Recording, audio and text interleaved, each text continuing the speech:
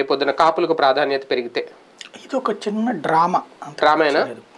చిన్న డ్రామాగా ప్రారంభమై పెద్ద డ్రామాగా క్రియేట్ చేస్తారు. అంతకు మించి ఏం సాధించడానికి, ఎవరిని సాధించడానికి? అక్కడ మేము బలంగానే ఉన్నాం, అయినా అవసరాల రీత్యా జనసేనకి ఇచ్చాను తప్పించి మేమేమి బలం లేక కాదు అని చెప్పడం.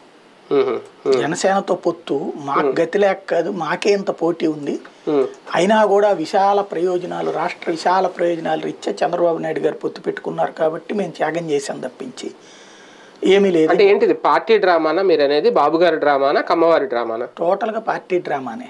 దాంట్లో కమ్మ సామాజిక వర్గం కీలక పాత్ర పోషిస్తుంది, అంతకు మించి ఏం లేదు.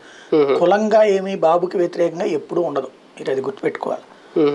కమ్మ సామాజిక వర్గం బాబుని ఓన్ చేసుకుంది, బాబు కమ్మ సామాజిక వర్గాన్ని అలా అనుకుంటే మరి అధిష్టానం తీసుకున్న నిర్ణయాన్ని శిరసా వహించాలి కదా, ఎందుకు ఈ తిరుగుబాట్లు?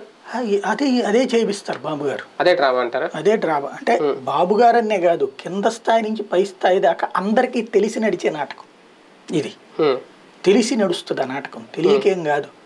ఏంటి అంటే అవతలు ఉన్నటువంటి వాళ్ళని ఇప్పుడు పదే పదే పవన్ కళ్యాణ్ ఏం మాట్లాడుతున్నారు, తెలుగుదేశం బలహీనపడుతున్నప్పుడు నేను కాపాడే తెలుగుదేశం నేను బలహీనపడతాను.